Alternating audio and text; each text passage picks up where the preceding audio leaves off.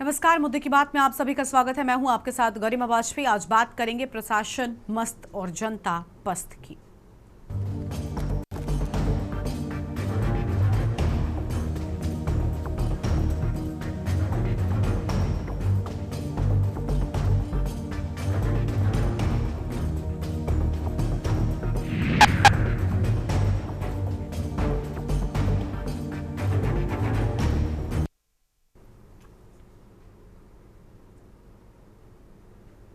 मुद्दे की बात में आज बात करेंगे दो जिलों से आई अहम खबरों की। मऊ और हमीरपुर से दो ऐसी तस्वीरें सामने आई हैं जो एक ही सवाल पूछती हैं। जब व्यवस्था के रखवाले ही नियमों को तोड़ दें तो जवाबदेही किससे मांगी जाए। पहली तस्वीर मऊ जिले की आपको हम दिखाएंगे। कोपागंज थाना क्षेत्र से सामने आई है, जहां पर सोशल मीडिया पर एक वीडियो तेजी से वायरल हो रहा है। वीडियो में नजर आ रहे कस्बा इंचार्ज अनिकेत सिंह और कुछ पुलिसकर्मी जो खुद बिना हेलमेट बिना नंबर वाली बाइक चलाते दिखते हैं और उसी दौरान आम लोगों का नो हेलमेट में चालान भी काट रहे हैं। जनता ने पीछा किया, फोटो खींचा, फिर वही तस्वीरें वायरल हो गई। सवाल उठ रहा है, नियम तोड़ने वालों का चालान पुलिस काटती है, लेकिन जब पुलिस ही नियम तोड़े तो उनका चालान कौन काटेगा। और दूसरा मामला है हमीरपुर का। हमीरपुर जिले के राट कस्बे की तस्वीर सामने आई। मुख्यमंत्री सामूहिक विवाह कार्यक्रम में अव्यवस्थाओं की ऐसी तस्वीर सामने आई है कि आपको बता दें पूरा कार्यक्रम फीका पड़ गया। सोशल मीडिया पर वायरल वीडियो में कहीं सीडीओ अरुण कुमार सिंह पर स्टेज पर आराम से बैठे दिखाई दे रहे हैं, जबकि नीचे लोग व्यवस्था के अभाव में परेशान होते नजर आ रहे हैं। कहीं बच्चे चिप्स के पैकेट के लिए छीना झपटी करते नजर आए तो कहीं चाय के बर्तनों में पड़ी पकौड़ी ने व्यवस्था पर बड़ा सवाल खड़ा कर दिया है। सरकारी आयोजनों में कायदे कानून और व्यवस्था का पालन कौन करेगा जब इंतजाम देखने वाले ही लापरवाह नजर आए। दो जिलों से दो तस्वीरें सामने आई, लेकिन सवाल और कहानी एक ही है। प्रशासन की नजरें जनता पर तो हैं, पर खुद पर क्यों नहीं। आज इन दोनों घटनाओं पर करेंगे पूरी चर्चा और सवाल पूछेंगे कि आखिर जिम्मेदार अपनी जिम्मेदारी क्यों नहीं निभा रहे हैं। खास मेहमान हमारे साथ में जुड़ रहे हैं। श्याम सलोने वशिष्ठ जी हमारे साथ में हैं, बीजेपी के प्रवक्ता हैं। आनंद राय समाजवादी पार्टी के नेता हमारे साथ में जुड़ रहे हैं और हमारे साथ में रविंद्र चपराना हैं, सोशल एक्टिविस्ट हैं। तस्वीरें दिखाएंगे, लेकिन उससे पहले कुछ प्रतिक्रियाएं भी आपको हम सुनाएंगे।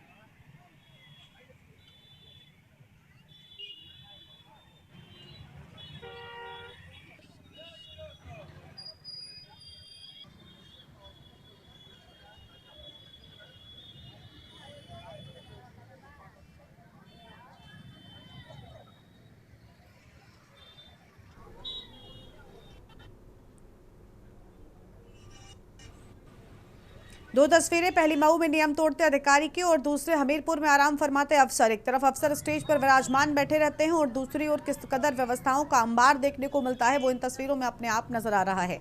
कैमरे में कैद हुई अफसरों की लापरवाही।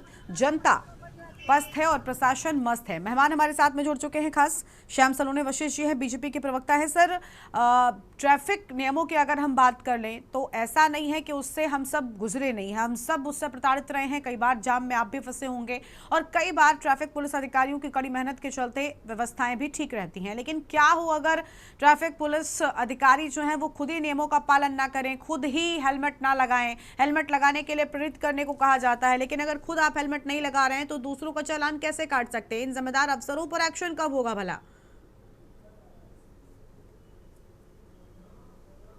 गरिमा जी, आपको और मेरे साथी मित्रों को मेरा राधे राधे नमस्कार जी। देखिए गरिमा जी, पुलिस विभाग कहता तो एक्टिव है, जब से बाबा की सरकार है काफी एक्टिवनेस पुलिस में देखने को मिल रही है। अब क्योंकि जल्दबाजी में हो या पुलिस की वर्दी का जो गुरूर कभी कभी किसी किसी सिपाहियों पर दरोगा पर आ जाता है, उसका घमंड रहा हो, लेकिन है तो ये गलत कि आप जो व्यक्ति अपने घर से 10 5 10 100 मीटर और 150 मीटर की दूरी पर जा रहे हैं बाजार में सामान लेने, तो अक्सर होता क्या है कि लोग उसमें नजदीक में हेलमेट वगैरह नहीं इस्तेमाल करते हैं।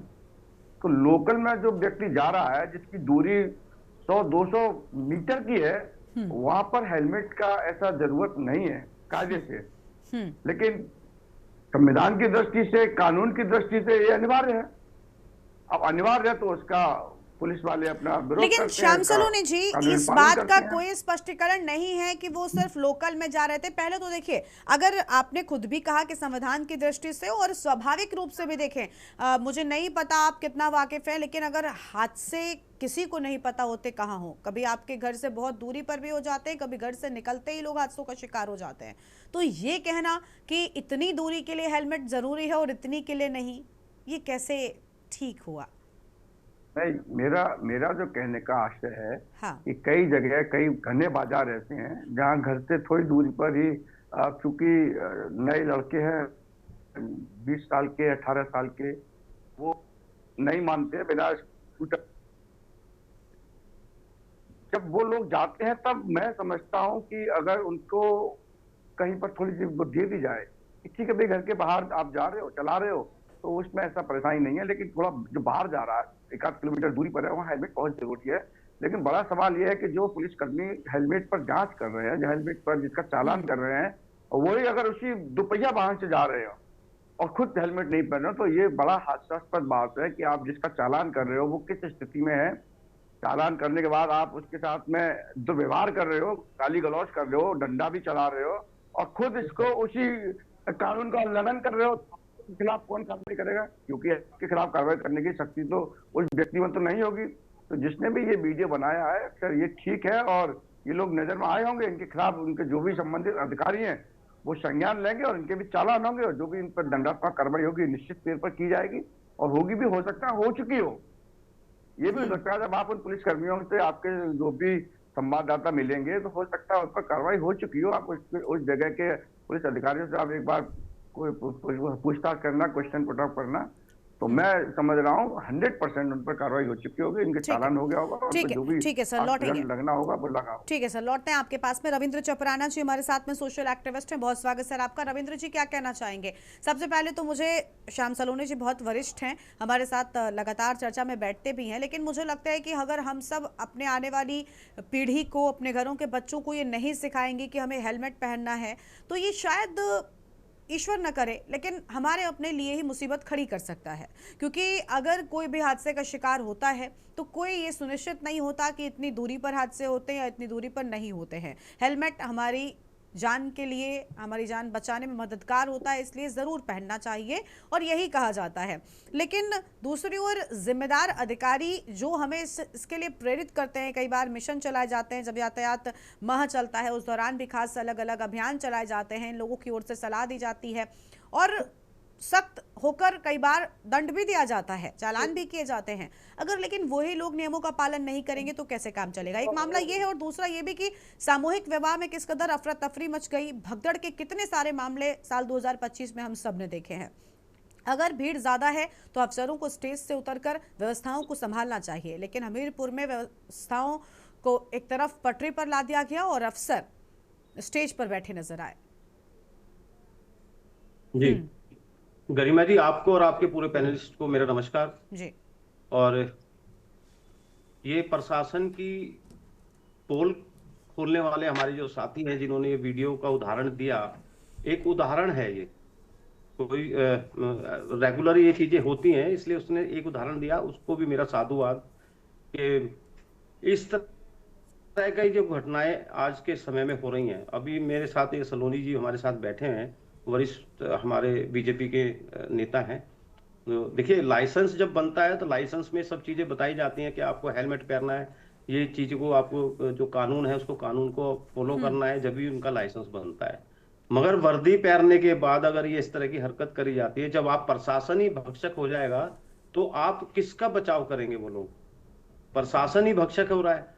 वो कह रहे, अभी बता रहे थे हमारे साथी के 100 मीटर 200 मीटर, तो मैं बताना चाह रहा हूं कि ये जो 100 मीटर पे भी अगर मौत आएगी तो वो किसी से पूछ के नहीं आएगी, वो 50 मीटर पे भी हो सकती है। तो ये अपना बचाव करना बहुत जरूरी है, उनको इन चीजों को ध्यान में रखना बहुत जरूरी है। जब प्रशासन ही देखभाल नहीं करेगा तो आम जनता तो लापरवाह हो ही जाएगी। और इसी से जो हादसे बढ़ रहे हैं, नई जनरेशन है, जब उनको पहले समझाया जाए, आप 10 के चालान काट दो, एक रोड पे खड़े होकर आप 10 के चालान काट दो, तो पता लगा आपके 100 आदमी है वो हेलमेट लगा के उसी रोड पे दोबारा से दिखाई देंगे आपको। सभी रोड पे वो बैलेंसिंग बन जाता है उससे। देखो, डर बैठाना या समझाना या एक प्रशासन का ताकतवर हो दिखाना आज के समय में बहुत जरूरी है। दूसरी बात, अभी शादी समारोह में जैसे प्रोग्राम चल रहा है और उसमें भगदड़ हो रही है, प्रशासनिक जो ऑफिसर्स हैं, जो प्रशासन के ऑफिसर हैं, वो ऊपर बैठ के सिर्फ और सिर्फ वो अपनी वाहवाही लूटने में लगे हुए हैं। जबकि फर्ज ये बनना चाहिए इनका कि पहले व्यवस्था को बनाए। व्यवस्था बन नहीं रही है, उन्हें तो सिर्फ अपना माला डलवानी है और अपना नाम लेना है। तो ये कहीं ना कहीं प्रशासन की बहुत बड़ी कमी ठीक है। दिखाई दे रही है। इस तरह का व्यवहार जो है यूपी के अंदर अक्सर देखा जाता रहा है। ठीक है सर। और ऐसे व्यवहारों के खिलाफ कार्रवाई होना, प्रशासन विभाग की कमी दिखना और उनके साथ ये इस तरह का जो ये करते हैं ना लोग, तो इन पे जल्द से जल्द कार्रवाई होना। ये तो अभी हमारे नेताजी बता रहे हैं कि भाई इन पे कार्रवाई होगी, मगर ऐसी कार्रवाई होने की जरूरत क्यों पड़ती है? क्या वो सक्षम नहीं है? क्या वो अवेयरनेस नहीं है उनके अंदर कि इतने बड़ा प्रोग्राम हो रहा है, इतने सारे लोग हैं, अगर ये भगदड़ हो जाएगी, इसमें कुछ लोग अगर मर गए तो फिर क्या किया जाएगा? क्योंकि इनका भी फर्ज बनता है ना, पहले ये कुछ वहां ऐसी व्यवस्था बनाए। अब पुलिस प्रशासन अगर अपनी व्यवस्था को भूल जाएगी तो फिर तो लापरवाही होने लगेगी। और इसी तरह हमारा ग्राफ वहां बढ़ता जा रहा है। एक्सीडेंट का ग्राफ आप ले लें, या किसी लापरवाही के लिए क्या ही मौतें हो जाती हैं, कोई चोट लगती है, किसी को इंजरी होती है, भगदड़ होती है, तो ये प्रशासन की जिम्मेवारी बनती है। जब अब इनकी जिम्मेवारी जो बनती है, उसको जिम्मेवारी को तो निभा नहीं रहे हैं। अब हुआ क्या, उनको एक नोटिस दे देंगे कि आप अपने कार्य को सही से नहीं करा, और फिर वो उसी ड्यूटी पे रहेंगे। और उनको उनके साथ अगर इनको अच्छी तरह से समझाया जाए, इनको टर्मिनेट करा जाए या इनको सस्पेंड करा जाए, तो आने वाले ऑफिसर्स भी इस बात को ठीक है, यानी अवेयरनेस सख्त रहेगी एक्शन से एक नजीर पेश होगी और ऐसे अधिकारियों पर भी लगाम जरूर लगेगी जो खुद नियम तोड़ रहे हैं, जनता से उनके पालन की उम्मीद रख रहे हैं। चलिए सर, लौटेंगे आपके पास में। बिल्कुल ठीक बात आपकी ओर से कही गई। और मेहमान भी हमारे साथ में जुड़ चुके, समाजवादी पार्टी के नेता हमारे साथ में आनंद राय जी जुड़ चुके हैं। बहुत स्वागत सर आपका भी। आनंद जी, क्या कहना चाहेंगे? कैमरे में कैद अफसरों की लापरवाही अपने आप में पूरी कहानी बयान करती है, चाहे मऊ की घटना हो या फिर हमीरपुर की। एक जगह पर सामूहिक विवाह में भगदड़ जैसे हालात हो गए, अफरा तफरी मच गई, खाने के सामान को लेकर लूट मच गई, लेकिन अफसर साहब स्टेज पर विराजमान नजर आए। क्या होता अगर यहाँ पर भगदड़ मच जाती, विवाद हो जाता, मारपीट हो जाती? कौन जिम्मेदार होता है इसका? दूसरी ओर खुद ट्रैफिक नियमों का उल्लंघन और आम जनता का चालान, ये कैसे नियम है? ये कैसा शासन है? देखिए, किसी मामले में बस अब जनता पिस रही है, कोई दोषी नहीं हो रहा है। बड़ा आदमी चाहे बड़ा अफसर बच के निकल जा रहा है और उसी की सुनवाई हो रही है। पहले जनता के सेवक हुआ करते थे, अब जनता का कोई मालिक नहीं रह गया है। चुनाव का हाल देख ही रहे हैं, कहीं रुपया लूट के किसी का नाम काट के, तो बहुत अन्याय जनता के साथ हो रहा है। तो अफसर को पता है कि मेरा कुछ नहीं होगा, अफसर को बहुत अच्छे से पता है। अब किसी नेता की हैसियत नहीं उसे सवाल कर सकते, किसी दरोगा के लिए, किसी पुलिस से किसी नेता की हैसियत आज के समय में नहीं है सवाल जवाब कर सकते। तो देखिए, जैसे जनप्रतिनिधि क्यों बनाए जाते थे, हमारे लोकतंत्र में संविधान ने अधिकार क्यों दिया है कि जनता की आवाज को शीर्ष पटल पे रखना। तो जनता की सुनवाई ही खत्म हो चुकी, हिटलर शाही अब देश में चल रही है। और देखिए, ये लोकतंत्र और संविधान दोनों के लिए बहुत हानिकारक है। और शाम सलोनी साहब हमेशा जब डिबेट आप लोग कराते हैं किसी मुद्दे को लेके, तो आपका कहना होता है कार्रवाई होगी। मैं पूछना चाहता हूं, आप पिछले 20 डिबेट में हमारे साथ बैठ चुके होंगे, आपने कितने पे कार्रवाई करी और कौन सा रिजल्ट सामने आया, ये भी आप पूछने का काम करिए। और या तो निचले स्तर तक जाके ये इसके देखिए इस पे कार्रवाई हुई कि नहीं हुई। तो देखिए, मुंह से कहना, प्रशासन शासन एक मुंह से कह देता कि बड़ी कार्रवाई करेंगे और कार्रवाई के नाम से जीरो। ग्राउंड लेवल पे जीरो है। देखिए भारतीय जनता पार्टी बिल्कुल हिटलर शाही, रंगबाजी, राजशाही, राजतंत्र के मूड में आ चुकी है। अब यहाँ कोई न्याय मिलने की उम्मीद जनता ना करे। ठीक है, इसके लिए एक बड़ा आंदोलन होगा और देखिएगा भगदड़ तब मचेगी। भगदड़ अभी नहीं मचेगी, भगदड़ तब मचेगी जब जनता रोड पे होगी। ठीक है सर, चलिए लौटते हैं आपके पास में और मेहमानों का रुख कर लेते हैं। हमारे साथ में हमारे संवाददाता भी लगातार बने हुए सिद्धार्थ मौर्य मऊ से हैं और सिद्धार्थ द्विवेदी हमीरपुर से हमारे संवाददाता हैं। सबसे पहले मऊ वाली घटना का जानकारी लेते हैं। सिद्धार्थ, पूरी घटना क्या है एक बार बताइए आप, क्योंकि जिस तरीके से तस्वीरें सामने आई वो अपने आप में सब कुछ बयान कर रही हैं। क्या इन गैर जिम्मेदार जो अफसर हैं इन पर कोई कार्रवाई हुई?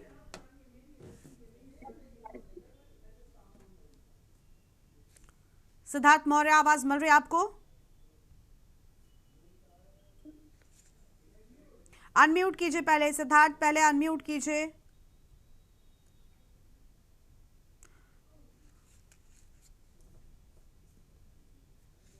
सिद्धार्थ मौर्य के पास आवाज, हाँ बोलिए बोलिए सर। जी बता दें आपको कि जो नवंबर महीना होता है वो यातायात महीना होता है, और यातायात महीना को लेकर यहाँ देखा जाए तो जो भी जिले में जो भी अधिकारी होते हैं वो जो भी वाहन होता है उसको उनके खिलाफ कड़ी जो यातायात के नियम को पालन नहीं करते हैं उनके खिलाफ कड़ी से कड़ी कार्रवाई की जाती है, उनका चालान किया जाता है और अधिक से अधिक मात्रा में और अधिक से अधिक चालान किया जाता है। लेकिन सबसे बड़ी बात यह है कि जो चालान करने वाले जो अधिकारी हैं वो कहीं ना कहीं उनके पास वो खुद बिना हेलमेट के चल रहे हैं, बिना नंबर प्लेट के चल रहे हैं। सबसे बड़ी बात यह है जो अधिकारी जनता का चालान कर रहे हैं, जो जनता को जागरूक कर रहे हैं, वही खुद नियमों को ताक पे रख के चल रहे हैं और जनता से वो खुद ही अपेक्षा करे कि जनता हेलमेट पहन के चले। लेकिन वो देखा जाए अधिकारी तो आज भी वो बिना हेलमेट और बिना जो उनकी गाड़ी और बिना नंबर प्लेट की चलाई जा रही है। सबसे बड़ी बात यह कि कोपागंज का जो थाना क्षेत्र में उसमें लगभग 70% पुलिस और दरोगा जो हैं वो कहीं ना कहीं बिना नंबर प्लेट की गाड़ी चलाते हैं और बिना हेलमेट के चलते हैं। और यही मामला आया था, अगर बता दें आपको तो यही मामला था। तो जो जितने भी जनता के जो हुआ था, जो चालान काटे गए थे, तो उसी में से कुछ जनता ने इनका पीछा कर इनका भी वीडियो बनाया और सोशल मीडिया प्लेटफॉर्म पे इतना वायरल किया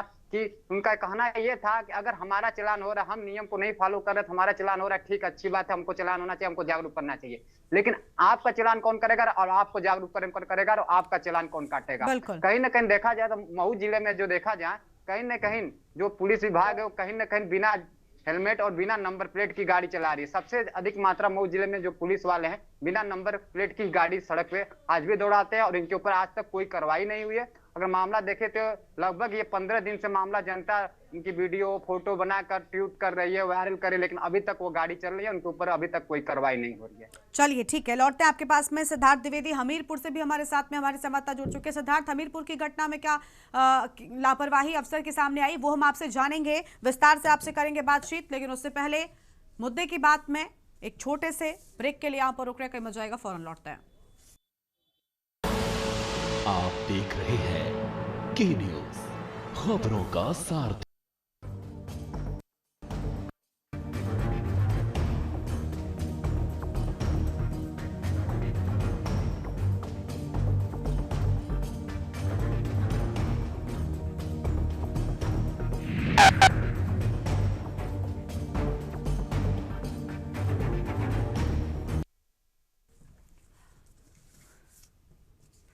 ब्रेक के बाद मुद्दे की बात में आप सभी का स्वागत है। खास मेहमान लगातार हमारे साथ में बने हुए हैं। सिद्धार्थ द्विवेदी का रुख करेंगे हमीरपुर से हमारे संवाददाता। सिद्धार्थ, हमीरपुर की पूरी घटना का क्या मामला है, एक बार जिक्र कीजिए उसका।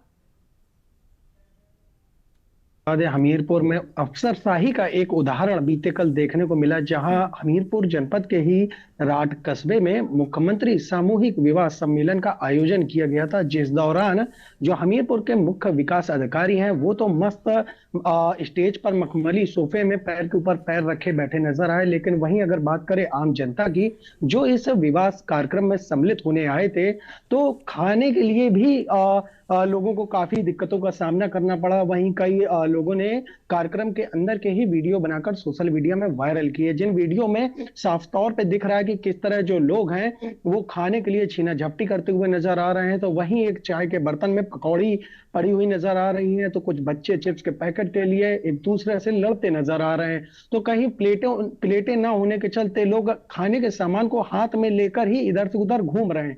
तो ऐसे में साफ तौर में समझा जा सकता है कि जिस कार्यक्रम में 402 जोड़ों की शादी कराई जानी थी, इतना बड़ा भव्य कार्यक्रम किया जाना था, उसको किस तरह जो मुख्य विकास अधिकारी है अरुण कुमार सिंह, उनकी लचर व्यवस्थाओं के चलते पलीता लग गया।